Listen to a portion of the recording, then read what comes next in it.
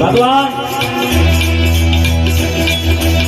સૂર્યનારાયણ ધીમે ધીમે ધીમે ધીમે ધીમે પોતાના દિવસનો જ્યારે અંત તરફ જાય છે.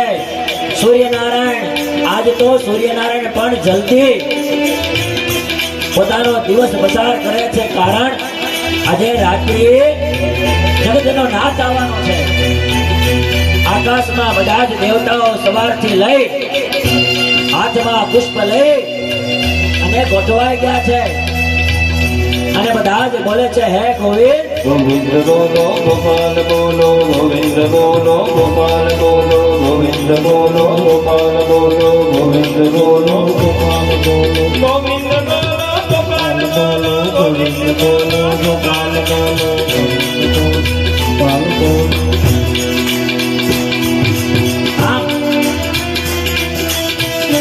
ધીમે ધીમે ધીમે સાંજ પડે છે. બધા જ દેવતાઓ હાથમાં પુષ્પ લે છે. દેવકીજીના ગર્ભની અંદર સ્વયં નારાયણ આવવાના છે. એવામાં સાંજ પૂરી થઈ અને રાત્રિનો સમય આવે છે. ભગવાન ના આ અવતરણમાં બધા જ દેવતાઓ ફૂલ પુષ્પ માળા લઈ અને બધા ભેગા થઈ અને ભગવાનની સ્તુતિ કરે છે.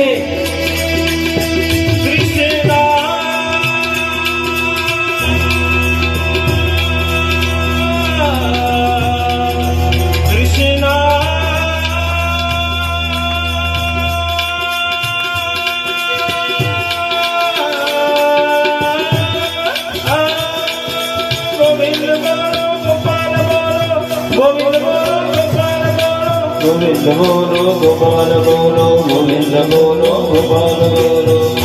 ભગવાનનો જન્મ થવાનો છે.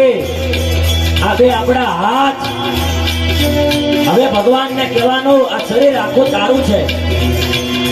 ગોવિંદ બોલો ગોપાલ બોલો, ગોવિંદ બોલો ગોપાલ બોલો, ગોવિંદ બોલો ગોપાલ બોલો, ગોવિંદ બોલો આમ ભગવાન નારાયણ મધ્ય રાત્રિએ એ રાત હતી તેજ વાળી શ્રાવણ માસ, એ શ્રાવણ માસના કૃષ્ણ પક્ષ અને આઠમના મધ્ય રાત્રિનો સમય અતિ તેજ. આકાશમાં બધા જ દેવતાઓ હાથમાં ફૂલ લઈ અને સ્તુતિ કરે છે.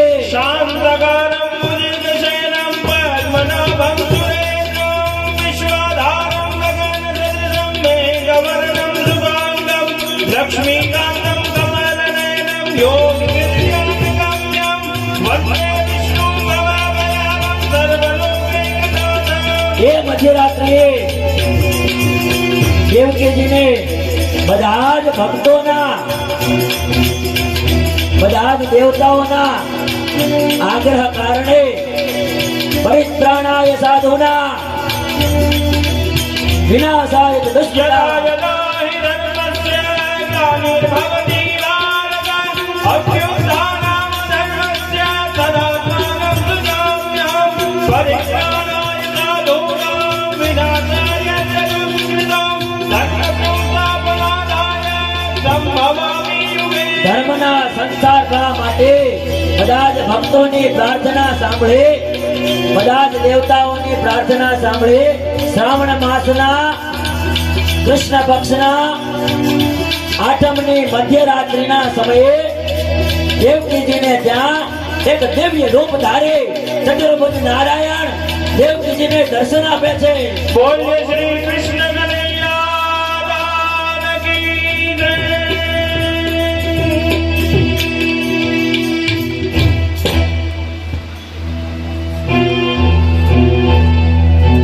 દેવકીજી બે હાથ જોડી ચતુર્ભુજ નારાયણને કહે છે કે અમારે ત્યાં બાળકો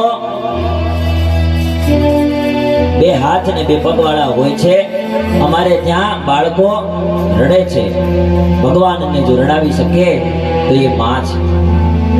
અને દેવકીજીના એ ગર્ભની અંદર શ્રાવણ માસના કૃષ્ણ પક્ષમાં આઠમની મધ્યરાત્રિએ